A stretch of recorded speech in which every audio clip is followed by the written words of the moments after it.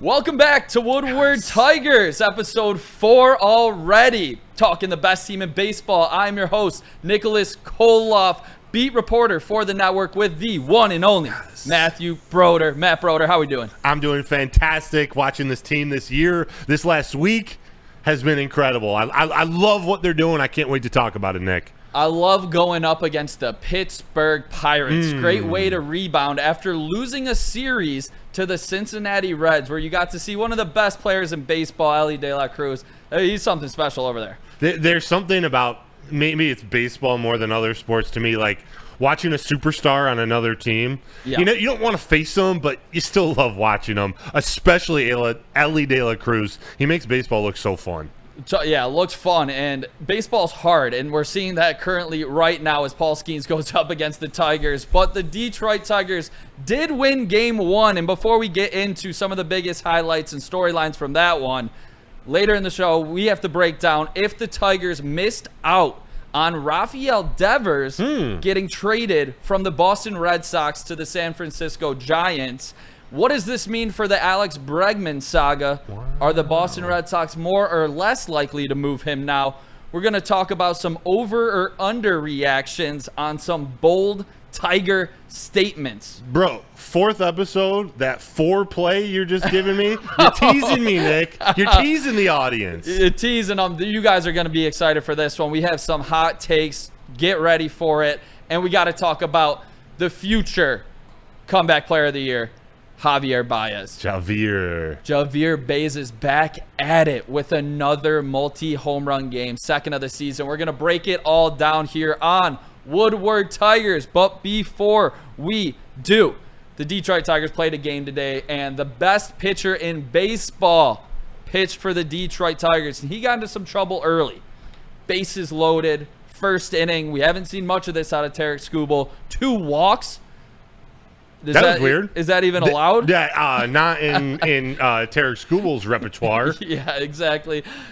Ended up getting out of it. Yeah. That's what the best pitcher in baseball does. What'd you see out of Skubal early in this one? And do you believe it was because of the rain delay where maybe he was a little bit out of it? Yes. To answer your second question, yes. I saw the Bulldog that we've come to love here in Detroit. Yep. Show us why we love him. Show us why he is the ace of this Tigers team and the best pitcher in baseball, because he didn't have his best stuff. He didn't have his best start. He did walk 2 guys. Was it 3 total in the game? 3 total. 3 total in the game. It wasn't how he would have scripted it, but you still walk away with a 9-2 victory in Game 1 of a doubleheader. That's crucial. We've talked about Skubal being a stopper, preventing losing streaks for this team. When you get into a unique scenario like a doubleheader like this, you want your starter. Yes, he's the ace, but you want whatever starter you have Game 1 to do what Skubal did in that game. He threw 26 pitches in the first inning, but after that, he calmed down. He started pitching to contact, getting, I think, 6 or 7 total ground balls in this game, which is the most of his season. That's what you need out of your starter, to log innings, to eat up innings, and to keep your bullpen fresh going into Game 2. Yeah, exactly. I thought he did a great job of finding his way without having his best stuff. And that's what you do as an ace of an organization, ace of a whole entire baseball league that is Tarik Skubal. And I thought my favorite thing from this start, after he got out of the bases loaded jam in the first inning, he yelled off of the mound, "God effing damn it." And he's just shaking his head. Doesn't give up a run, still pissed as ever because he walked 2, had 25-plus pitches. And that's what I love about Tarik Skubal is his competitive level is so high, where even he doesn't give up a run. But he's just still pissed at himself because that big inning, doesn't allow him to go as late as he wants to. And what did that energy, that competitive fire do to the team in the bottom of the first inning? It got them fired up. Gleyber Torres gets on base. Then Stud. Followed by a double. You got guys on second and third. Riley Green comes up to bat. Something I was so proud of Riley doing.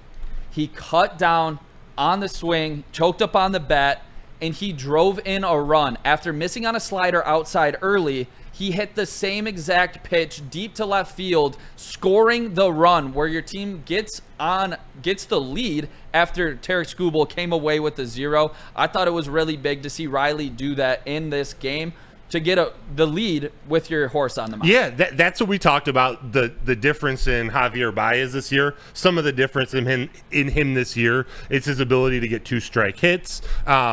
Really just when you get 2 strikes on you, like Gleyber Torres does so often, choke up and put the ball in play. Yep. Riley Green's been striking out a lot this season. That's the most in baseball. Yeah, yes. So to see him do that, yep, you love to see it. That's what will lead people to start talking about him in that superstar realm. Yeah. Stuff we're going to talk about later in the show. You love to see that out of your best offensive player. Yeah, and I'm okay with the strikeouts if he is doing damage to the baseball, but it's got to be situationally, like situational hitting for Riley Green, which he was able to do later in the game with the bases loaded. You know, he wanted to take a hack where he could hit another 436-foot bomb like he did the first night against the Pirates. You know he wanted to. But he didn't. He cut down on the swing. He put it to center field. The center fielder made a ridiculous try and dive and make this catch. Yeah, Cook. It got past him. Riley Green, bone saw double, bases clearing, 4 RBIs on the day, and putting the Tigers well ahead in this lead where Tarik Skubal could just cruise. Yes, you say Tarik Skubal, Riley Green hits it to center field, and Cook is the one who dives and misses it. Cook is in center field because O'Neal Cruz yep, is on the bench because Tarik Skubal is a left-handed pitcher. Yep. And starting the game. There was another play where Cook was trying to cut down. I think it might have been Gleyber Torres tagging up at home, and we're going to get to tagging up here in 1 second too. Cook just doesn't have the arm that O'Neal Cruz does. O'Neal Cruz has probably the best outfield arm in all of baseball. But all these things factor into why the Tigers won this first game, and I believe had 5 sack flies.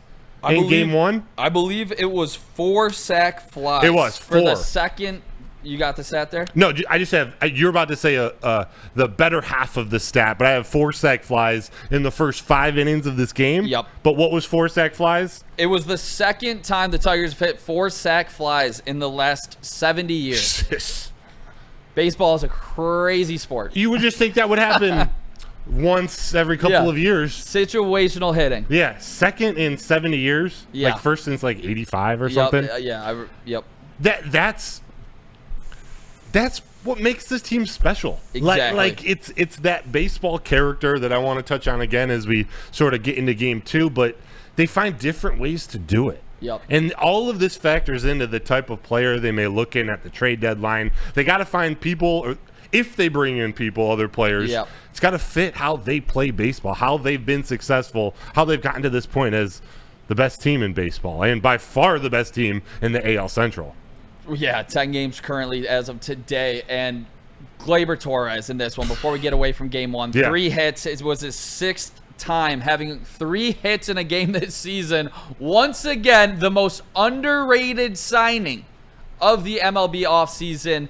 Gleyber Torres just doing what he does, and that's get on base.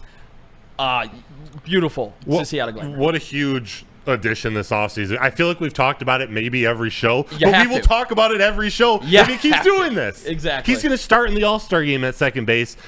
How often do we see a game where in the first inning, Gleyber Torres has an 8, 9, 10 pitch at bat? Yep. Like, that's a tone setter. Exactly. That's starting every series, every game with someone who sets the tone, makes it difficult on the starting pitcher. And now he's coming through, he's producing. It's wild. It's so fun to watch. And right now, with Parker still struggling from the plate, and I hope we see Parker Meadows get going, because for this team to win a World Series, I believe Parker Meadows is going to have to be a big part of it. I do too. But with him struggling, they moved him to the 9 spot. And Gleyber against lefties is taking that first pitch. He's doing the opposite of what he's always done, and he's just getting on base early. Yeah. Just taking hit after hit. If you try to get ahead of him and you throw a fastball down the pipe, Gleyber Torres is going to put that ball into the outfield and get on base. Yeah. And that's what we've seen him do time and time again. But before we dive into the current game going on, that one of the guys that gets on base better than anybody in baseball got moved this week. Rafael Devers, former third baseman / DH for the Boston Red Sox got traded to the San Francisco Giants for left-handed pitcher Kyle Harrison, former top 100 pitching prospect, former first-round pick James Tibbs Jr., and Jordan Hicks. Do you believe the Detroit Tigers missed out on Rafael Devers? I don't. A great player, don't get me wrong. Yeah. Probably the best DH in the game, above average third baseman, but just one of the best hitters in the game. Yeah. They would have had to take on 9 years of this contract, $250, $300 million left. I don't think you want to get strapped into something like that, especially when he is the polar opposite of everything this team is doing to win. Yeah. And that's no shade on his game. Yeah. But the problem Boston had with him was in the locker room. It was in between the ears. It was not wanting to do what's best for the team and maybe go play first base when you're able to sign a superstar third baseman like Alex Bregman. That's not who the Tigers are. That's not who A.J. Hinch wants to manage. That's not who Scott Harris wants to bring in. If it was he had 1 year left on his contract, maybe we're having a different story. Yep. But to take on the rest of that monster contract, I doubt the Tigers were even on the phone with Boston at all, and I don't mind that at all. Yeah, I see. If this was just MLB The Show, I'm taking this deal on for sure. Where you don't have to deal with the personalities and the egos, I will say, of a Rafael Devers. Right. Because you add a 900 OPS to this team, he's the best hitter, without a doubt. Immediately, day one, he'd be your best hitter. And to win a World Series, you need guys that are feared in the lineup. Rafael Devers would have been great besides all of the baggage. So, no, I don't believe they did miss out. I think you can't, you can't joke about the bat there. Like, the bat is legit. He has a great eye as well. He leads the league in walks. And ultimately, he's just not a Detroit Tiger. Yeah. He is not the guy that Scott Harris spoke about that they want in the locker room, that A.J. Hinch has talked about, his kind of guys in the locker room where it's the team above the person. Skubal has hit on this as well. We hit on that last week. Mm-hmm. And so I don't believe that they missed out on Rafael Devers, even though I believe the Giants didn't have to give up too much. Yeah. A former first-round pick, so we're comparing that to a Bryce Rayner, if we wanted to do that, and then a top pitching prospect, a Jaden Ham in the Tigers system, maybe, or I don't even think it would be a Jackson Jobe. Yeah, I mean, like in terms of the being a top prospect in that organization, that's who it would match up with. But those guys don't compare to what Bryce Rayner, a McGonigal definitely, a Jaden Ham or Jackson Jobe. But like from a comparable standpoint, that is what it would be if it were the Tigers. Yeah, which I don't believe they were on the phone either. What San Francisco did, I mean, taking on all that money was the key to that trade. Like, I don't even want to say Boston lost the trade yet. To be determined. I know they've done pretty well since that trade. Since that trade, and this is where I want to ask you the question prior to since that trade. Does the Boston Red Sox trading Rafael Devers, do you believe it's more or less likely that they will trade Alex Bregman?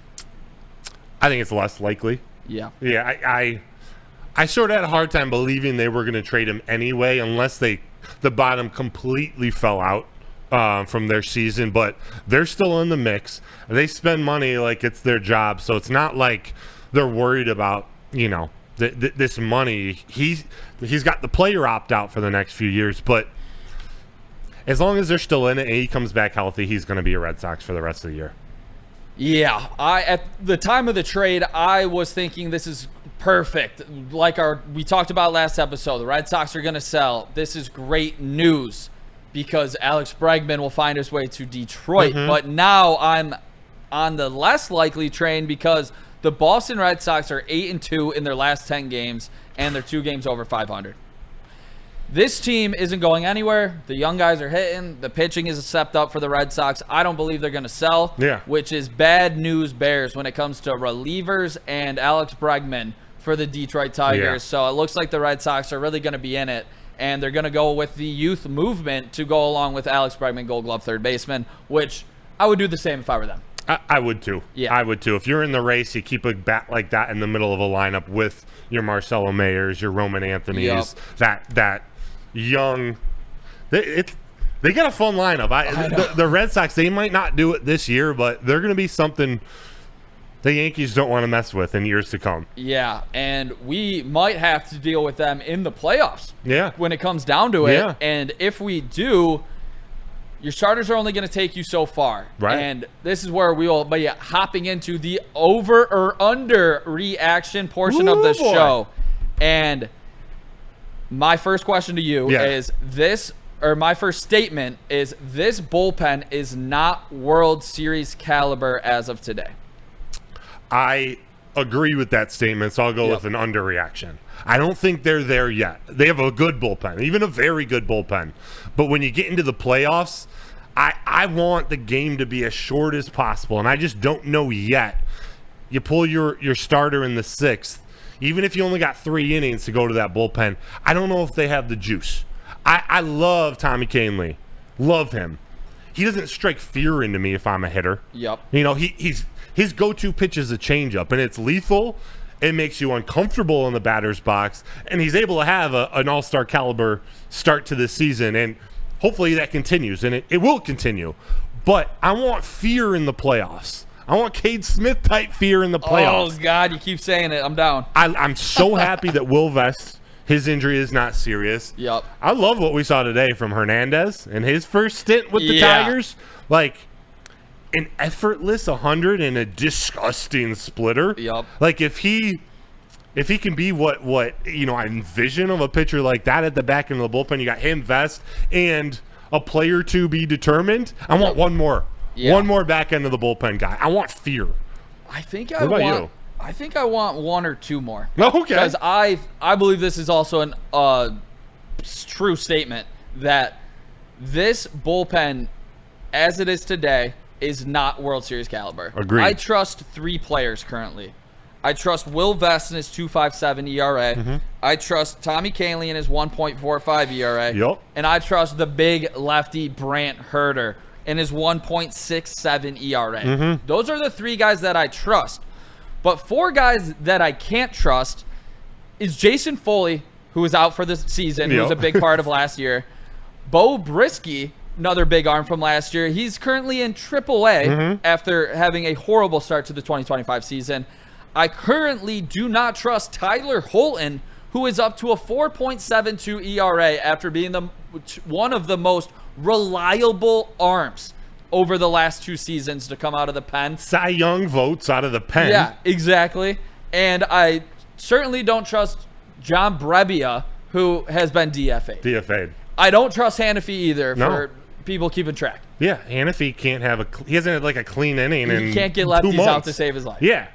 Whether they figure it out or like to be determined, but you can't trust him now. Yep. And if we find in the next 2 to 3 weeks that there are some guys available outside of the current organization, outside of who's down in AAA right now, you got to go get somebody. Exactly. I'm looking at the Colorado Rockies. I'm looking at the Pittsburgh Pirates. I'm looking at the A's. I'm looking at the worst teams in baseball, and I'm trying to pick one of their top 2 arms from them. I am trying to add at least 2 more arms to this Detroit Tigers organization, and I would like to hope that this team will, but it is yet to be seen Scott Harris buy at the deadline. So I'm excited to see if they do, but I want to ask you a question. Go get me Jake Bird from the Rockies. Yeah. Sorry, what were you going to say? Jake Bird would be great from the Rockies. I would love that, especially if he has that low of an ERA up in Mile High, Colorado. Dude's what do you think? What's he going to do in Comerica Park? Dominate, especially with this defense behind him. Yeah, sorry to cut you off. No, you're good. I love me some Bird. The Bird's the word, baby. Yeah.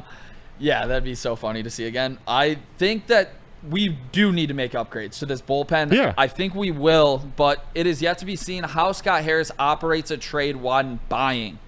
That is, it's yet to be seen. Do you have faith in him to do so? I do. I have faith in him. I think he's going to make the right call. He's not going to overpay. We might have to part with somebody. Yeah. But a reliever on a decent contract shouldn't be one of the top prospects. Yeah. Maybe a middle of the pack, maybe a good prospect, but I think he's going to go get the right guys. I think he's going to get another bullpen arm.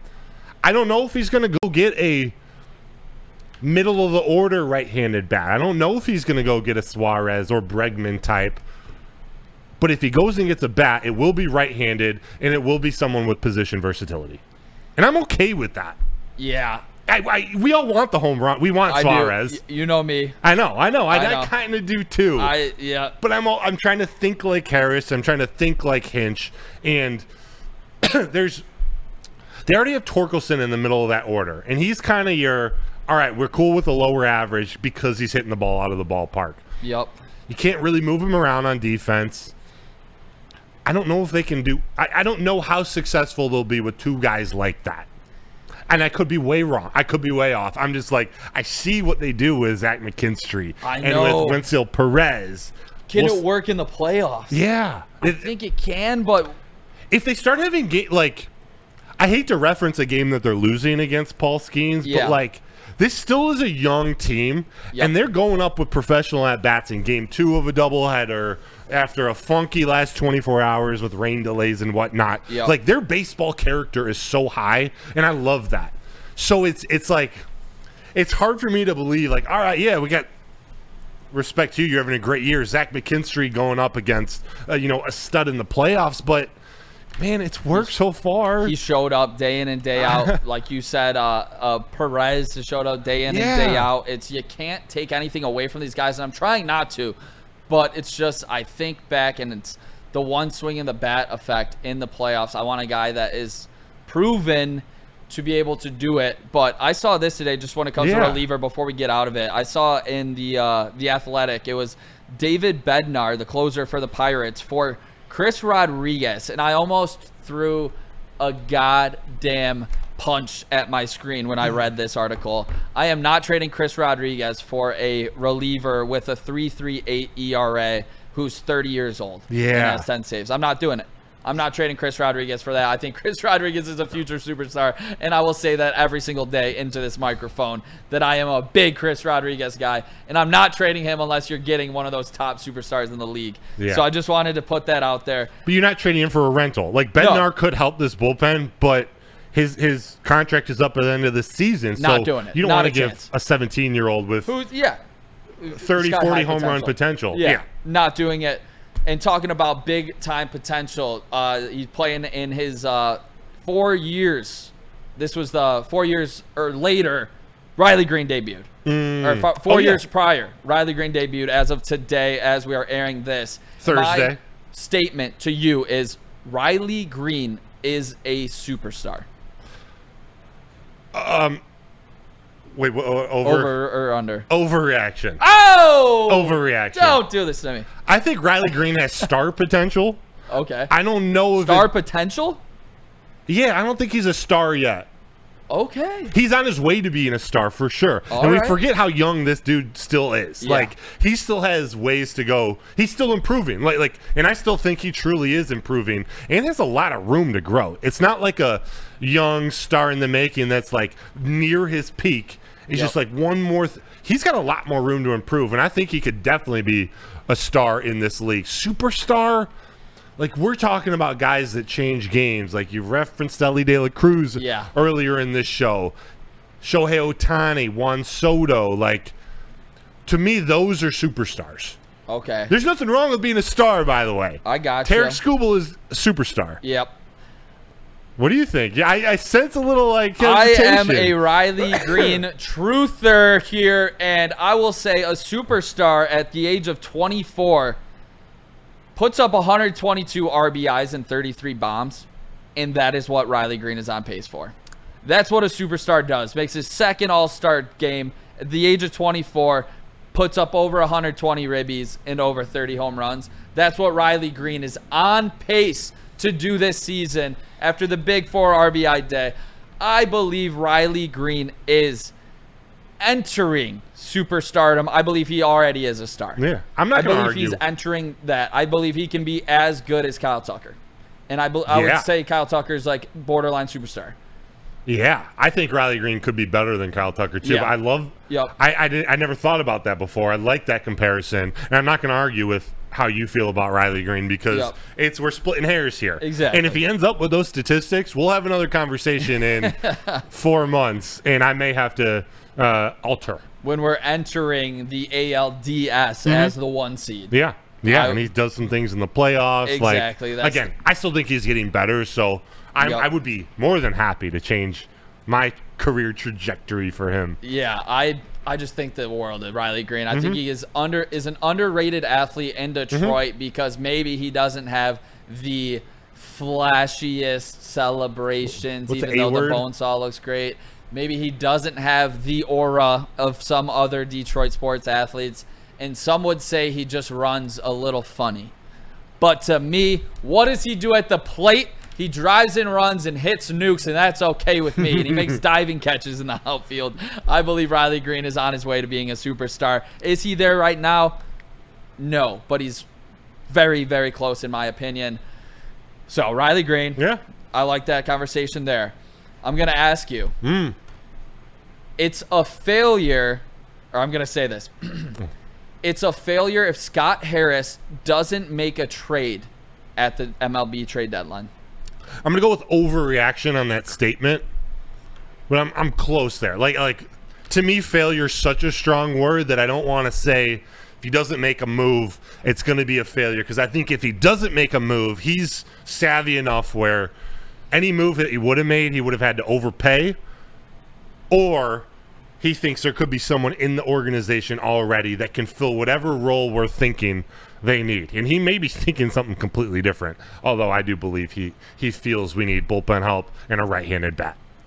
But I'm not going to call it a failure if he doesn't.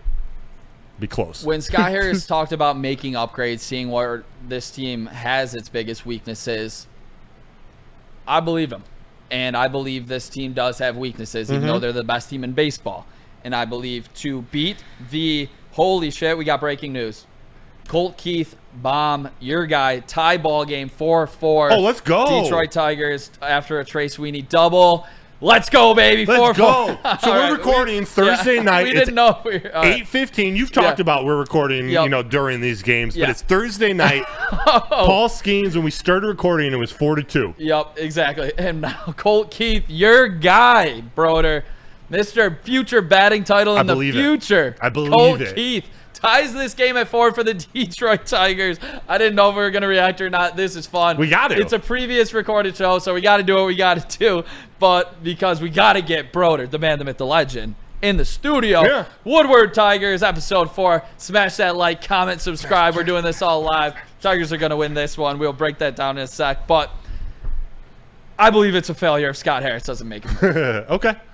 Because the upgrades that I believe they're needed outside of this organization. Yeah, you might be able to get an arm back like an Alex Lang, who just made his first rehab start in single A. Or you could get a right-handed bat back in Matt Vierling, who has been a Swiss Army knife utility player, clutch player for this team in the past. But those two guys aren't going to cut it for me. For this team to win the World Series, I think you need a bigger upgrade than that. Can these guys help? Yes. Can Alex Lang settle down this bullpen maybe a little bit? Yes. But I still need the proven guy in the back end of this bullpen more than anything. And honestly, possibly a starter as well. Yeah, these are great questions you've asked because it is so close. Like I say it's not a failure, but you're selling me on it, and the more I think about it, it's like I do think a World Series teams usually add at the trade deadline some piece that's missing. Yep. I don't think Hernandez can be it. I love that piece that they added. But yeah, he's got to do something. I don't think it's a failure if he doesn't. So I don't know. I'm the one that's all over the place in this. We'll go with yours. All right, there we go. I don't know. I think he'll make a move. So it won't be a failure. He'll make a move. He'll upgrade where he needs to for this team, for the first place Detroit Tigers. My next question. Javier Baez has saved himself from his sins of the previous 3 seasons with his start to the 2025 season and helping the Detroit Tigers have the best season in baseball. Wow. Best record in baseball. Wow. I really want to hold my thought until the full season is done. Yeah. But what he's done this first half of the season so far, it deserves to be praised. There's Neil Rule who's holding out on Javi. I'm right behind Neil. I'm all right. Okay. This is great and all, but you've been that bad for the last 3 years. Yeah. what he continues to keep doing, both with the bat and in the field at multiple positions, I'm almost to the point where I'm forgetting about the last 3 years. They're still there. That's still, $75 million he stole from us? Yep. But what he's doing now to contribute to winning baseball, how he played today on defense, he had a couple hits, but what he did on defense to help Skubal, it was sensational. And that was at shortstop. Yep. We saw him hold down the fort in center when Parker Meadows was hurt. He's been as important as anybody this year. Yeah. I will say he has repented for his sins. He has made up for the last 3 seasons for that matter. All is good with me and Javi Baez. Maybe it's because this is the most fun I've ever had since I was a little kid watching the Detroit Tigers. But his .516 OPS last year, his .593 OPS before that, too, being the worst in baseball. But his almost 800 OPS this season, just under his 1.9 WAR, leading the Detroit Tigers roster players or in the lineup players. Yes, he's cleared it in my books. He has helped this team to the best record in baseball. He's playing stellar shortstop. He played above average center field. You could say he was not really good. Like border, like maybe a little Gold Glove-ish. Like it was sensational what he was doing out there. And now, like you said, he saved Skubal 2 runs today, 2 massive earned runs when it comes to the end of the season. When people talk about Tarik Skubal's 2025 season, they're going to talk about some of the best in baseball. Those 2 runs could actually come up really big, like he did today. 100%. Him and Torkelson. When you have an ERA under 2, everyone counts statistically for these awards. Yep. Skubal cares about it. In the moment, we all care about it. At the end of the day, they just want wins. But when we're talking about another Cy Young possibility, games like this make a difference. Javi Baez was the difference maker. Exactly. Had 2 home runs in the first game against the Pirates. Like I said, second multi-homer game this season. I was right there for the Boston Red Sox series where he walked him off after tying the game. Javier Baez has been so special this year, and now I finally get to see why they call him El Mago, the magician. He's doing things that we could have only hoped. And, like, nobody in the baseball world saw this coming. If you did, you're a liar. Yeah. Liar. He was the worst contract in baseball. Now there's 2 more years on his deal, and I'm like, good. That's honestly where I'm at. It's crazy to say. I can't believe it. It's ridiculous. I can't believe it. I know. The dude could be an all-star. He's like 5th in voting in the outfield. He's voting in the outfield. As an outfielder. Yeah. I didn't think he would be able to hit a baseball ever again. Me neither. And now he's a legitimate candidate to be an all-star in the outfielder. Comeback leader for comeback player of the year. Yeah, gotta be. And maybe comeback player of the century. Yeah. You might seriously. No, for real. You might be right. Shout out to Braylon Edwards on Ermanni and Edwards with Maz. Oh, the big shout out. I swear I love me some Braylon Edwards. When he gave his, and they were doing hot takes before the season started, and I think he was like, Javi's going to hit 300 and 25 home runs. I didn't hear the home runs, but he's hitting 290. Yeah, something like that. I muttered under my breath, Braylon, like, what are you doing, man? Like, come on. Yeah. He was right. I know. The dude is right. If we're giving quick shout-outs, Spencer said he would have a better average than Trey Sweeney, and I thought the world of Trey Sweeney. I mean, he had a double earlier, but I was like, dude, you're crazy. I was like, you're flat out crazy. I don't think Javier Baez is going to be on this team. Yeah. And now he is literally going to be the comeback player of the year, possibly an all-star, helping the Detroit Tigers to the best record in baseball. I've written articles for Woodward Sports that have stated there are 3 things that the Tigers can't have going into this season or must do going into this season. And one of them was Javi Baez cannot be on this roster. It makes no sense. Exactly. And it didn't. I swear to you, it didn't make sense. With Skubal, with 2 years left on his contract, and we're talking about $400 or $500 million, you can't have this guy on your roster. You can't do that with these young guys coming up. Have him block them and some dude hitting 175 swinging at sliders in Ohio. But he has been, outside of Skubal, maybe your most important Tiger. Exactly. It's you talk about comeback player of the year, going to be an all-star, the Midsummer Classic, like the story, the tale behind Javi Baez, like that all goes into it. And the tale he's writing, it's special. For sure. Biggest story, best story in baseball. It's one, like we'll tell our kids about one day, Like I will say, remember the 2025 season when you see highlights of El Mago, the magician. I'll say the guy was never even supposed to be on the Tigers. No. He was the worst player in baseball for the last 2 seasons. Luckily, we didn't have some like crazy top 10 prospect, in all of baseball that was just waiting to get up there.